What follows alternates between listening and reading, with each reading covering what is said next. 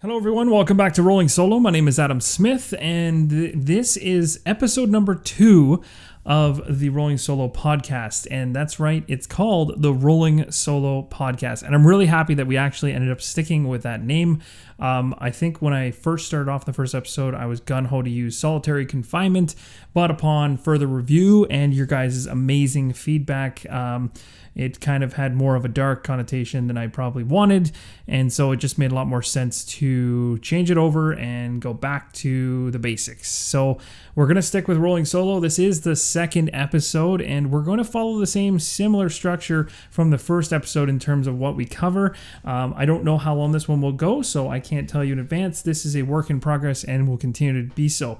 So the very first thing I want to talk about today, and again, these are going to be happening bi-weekly right now. So I'm aiming to do every Friday or every second Friday. So this should be coming out on the 17th, which is 2 weeks from when the first one was originally posted. So I actually stayed on target. So that deserves, maybe I'll pat myself on the back for that. I don't really know if I deserve it. But what I'm going to do is just go through a couple things that I want to make mention of. So first off, one of the major things that happened to me this week that was kind of a huge pain was my phone. I had a lot of issues with my phone, which then slowed me down in responding to comments. It also slowed me down into posting things, checking up on things, all that good stuff. So if I did take a little bit longer to respond to some of your guys' comments than normal, I do apologize for that. My phone, I have an iPhone 6. It's not the newest phone in the world, and it actually suffers from what was considered bend-gate at the time, which essentially means that over time your phone's going to bend and the structure of the phone's not that strong.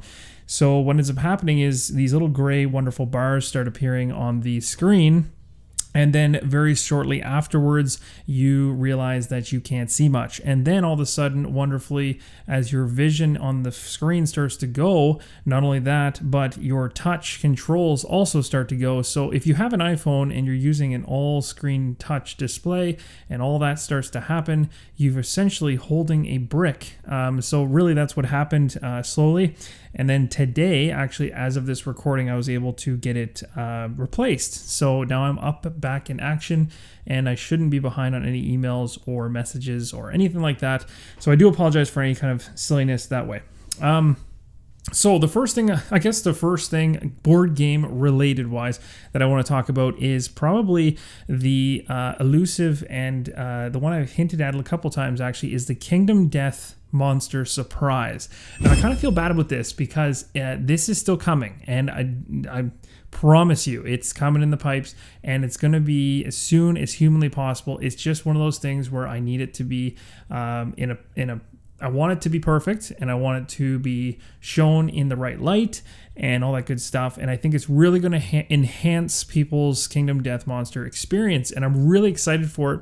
But I just want to make sure that it's shown in the right way, and then also give you guys the option to go ahead and pick it up if you think it's a cool thing to add into that world. So if you're interested in Kingdom Death Monster and you're still wondering when is this video going to drop, it hasn't dropped yet, but I am currently working on it, and once it's ready, I will pump it out. I can't give you a solid date on it, so I do apologize for that, but just know it is in the works.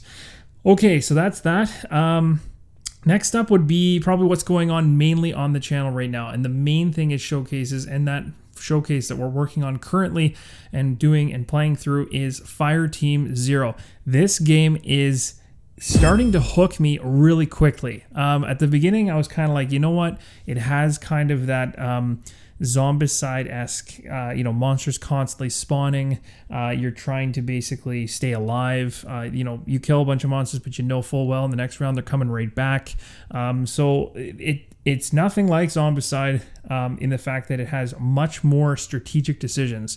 Zombicide is very, very if you know what you're doing in Zombicide, you make the best, most efficient move you possibly can, and there usually is only one good choice. There might be two, but in most cases there's an obvious one, whereas in this game there really isn't an obvious choice. And I think that's what makes it really special and unique, is that you've got a group of soldiers that you're kind of pushing through these camps and stuff like this, trying to survive these corrupted animals and they're coming at all angles at you, but you can help yourself and your teammates survive. And these reaction cards are incredible. They allow you to kind of bank off each other. I really like it, and the more I'm playing through this playthrough, the more I'm starting to understand why there's such an amazing kind of cult following behind this game. There's a lot of people online I've seen say this is a game that they just seem to keep coming back to. And essentially, there's a lot of games that people will pick up, purchase, play, and then put on the shelf. And sometimes it takes quite a bit of effort to get it off your shelf and back on the table again. But this is one that apparently people are saying online that it's one that they're drawn to constantly because of the fact that there's so much strategic choice in it that it's kind of a hidden gem, I guess is the best way to say it.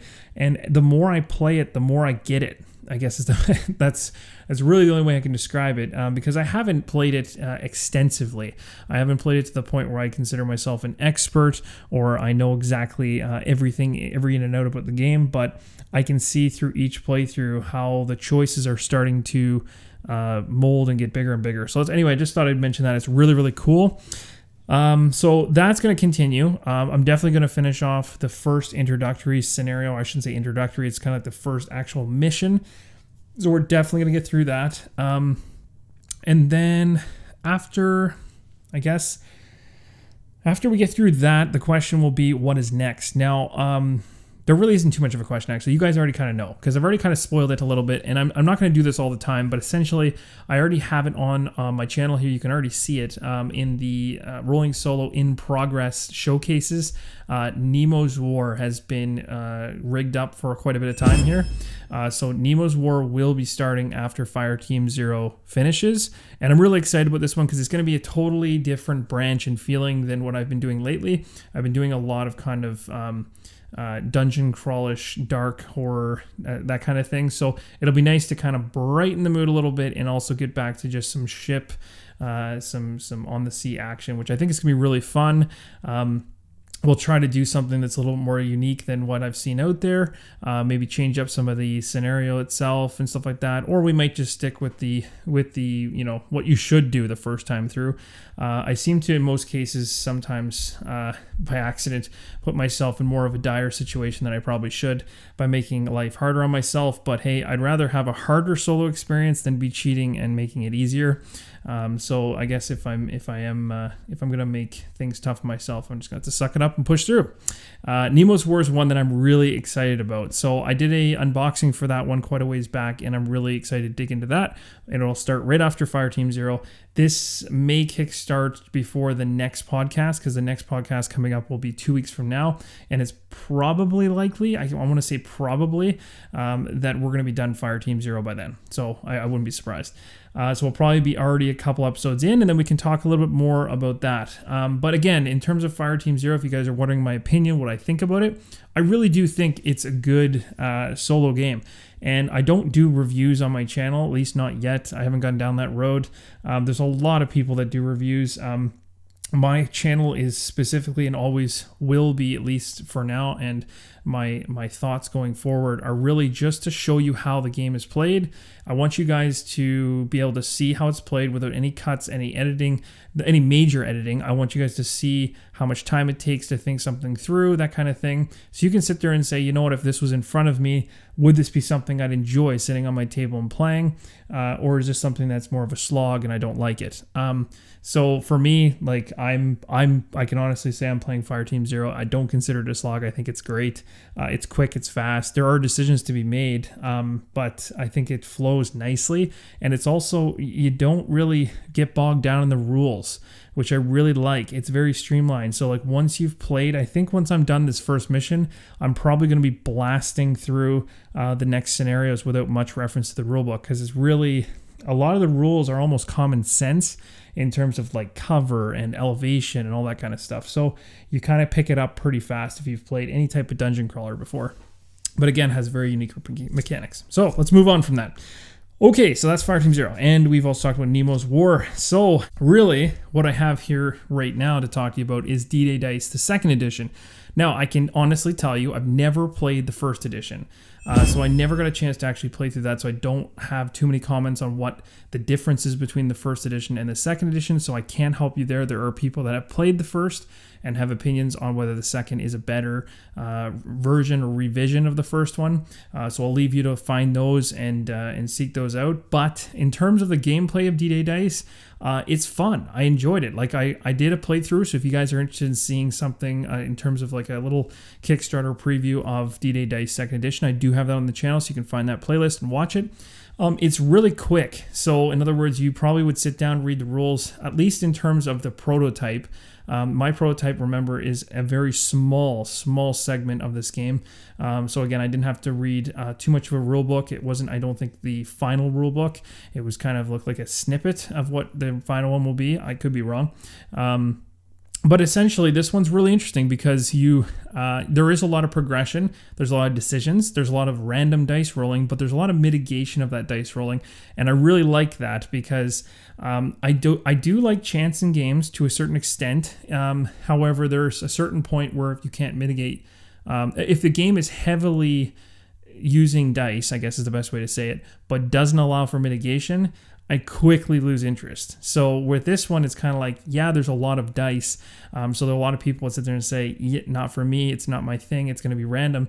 But if the game's mechanics actually allow for mitigation and different strategic choices with those dice, then it's a different story for me. They've actually built that in because they realize that no one's going to really want to sit down and actually just roll dice consistently over and over again, hoping for that one special roll. So, I really think this one's unique. I really think this one's cool. And again, there hasn't really been too many war-themed games on Kickstarter recently. There's been, I mean, I shouldn't say that there have been, but there hasn't really been any that have stuck out.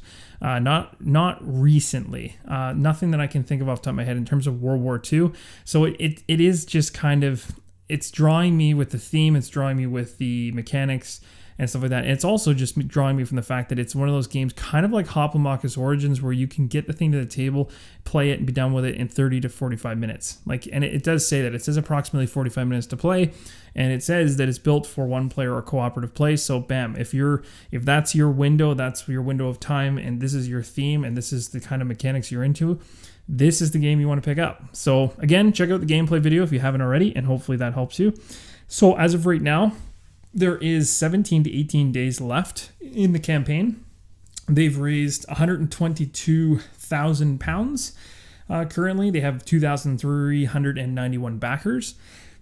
So they have a large following, and they still have 18 days to go, like I said, so there's quite a bit of room there to grow. They'll probably double that before the end of it, so I wouldn't be surprised they hit £300,000 before they finish off their campaign. So that's that they're moving forward. They're moving forward in a good way. So I do like what I see from what I can tell anyway. So I would definitely check that out if the gameplay and the theme interest you. The other one on Kickstarter that I recently unboxed and haven't and really didn't get a chance to get this to a showcase before their Kickstarter is going to end. It's just not possible. Timing wise, I just couldn't sync it up in time. However, there will be a showcase sometime in the future. I will schedule it in order to do it so you guys can see it.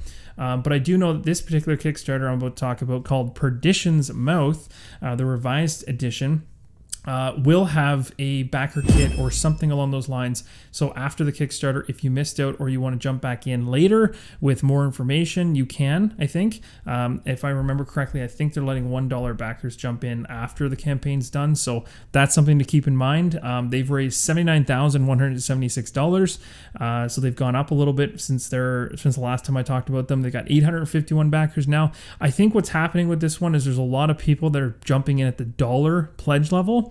And I think that's just so that they have access to the pledge manager so that they can then increase their pledge. So what I'm seeing here is more backers, like the backer to money ratio is not exactly, I guess, indicative of what value they're actually going to get when the Kickstarter's done after the Kickstarter's over as well in the pledge manager. I really think that total value that they're going to end up getting will be much higher because there's a lot, like I said, a lot of $1 backers in there. So Anyway, there's 36 hours to go, so we're under the 48-hour mark for that one. So if you're interested, again, I did an unboxing for that, so definitely check that out if you want to see what's inside the box. The other exciting thing to mention, guys, in regards to this particular game is giveaways, and that's where it comes over to my channel in terms of things that I like to do to give back to the community here at Rolling Solo, because you guys are amazing and you continue to be amazing, and because of that, I want to give back to the community because you guys, you guys support the channel by watching it, by commenting, by liking the videos, and the interaction between you guys is awesome. I've made friends in places I never thought I would make friends. Half these places I may never visit. I'd love to visit all of these places where you guys are from, but I know that's not always feasible. But it's really cool to be able to connect across oceans and stuff like that so quickly. So I think it's really cool. So essentially right now I have a giveaway going on, which is really a thank you back to you guys. This one is majorly for the 3,000 backer hit. So we recently went over 3,000 backers, and this giveaway is for that milestone being hit, which is incredibly mind-blowing in and of itself, because we're still within our first year, which is crazy. And again, it's for the Gamers Bargain Bundle. So if you don't know what the heck that is, and it kind of sounds... The wording on that's a little weird. Gamers Bargain Bundle kind of sounds like something you find like a discount store or something. But basically it's not. It's a big bundle of game. So it is Perditions Mouth, Abyssal Rift, and it's a really good bundle, but you won't see it on the current Kickstarter. So if you're wondering, well, what the heck's in that bundle? You're not going to find that on the current revised edition. You're going to have to go to the Kickstarter, the previous Kickstarter. So you have to search inside of Kickstarter to find Perditions Mouth, the previous edition that went through. And in there, you'll find a pledge level called the Gamers Bargain Bundle. And from there, you'll be able to see roughly what's inside the box based on the prior level. So this is a first edition giveaway. So in other words, this version that's being given away is from the first edition, not the revised edition. So be aware of that. It's still a fantastic, and that's what I have. I have the first edition. It's still fantastic. I still open up the box and still blown away by what was inside. There's lots of gameplay in there. And the rondelle, as somebody corrected me in the last podcast, because I called it I think I said rondelle. I was calling it rondel, I think, in the last podcast, but it's called rondelle. And so, yeah, that's just a really unique mechanic that I've never had the opportunity to try. And I'm just really interested to give it a shot and see whether I like it, because I know the games like Sign Tempora, which is another game that's coming out by a different studio, also uses that. So there's a few other games that have come out, within the last couple of years that have started to use this rondelle and mechanic, and I'm really interested by it. I think it's really unique. So check it out. So again, Perditions Mouth giveaway. If you haven't, and this is the first time you're hearing about it, go to the giveaway link, go to my Kickstarter, go to my YouTube page and go to the giveaways section, and the very first video, the very first one in that playlist will be for Perditions Mouth, and get your entries in right away, because I believe it ends, when does this giveaway end? It ends in 10 to 11 days from this recording. So we're getting down to the end. Okay, now the other thing I want to let you guys know about is that there's going to be another giveaway coming up after this one. So I wasn't able to announce that the last time that I was talking to you guys, but we do actually have another giveaway lined up to start at the time where Perditions Mouth actually ends. So when that giveaway ends, which as I just mentioned, 10 to 11 days from now would put us at the end of November, we're going to probably have we do have a new giveaway that's going to be starting essentially either at the very, very end of November or very beginning of December.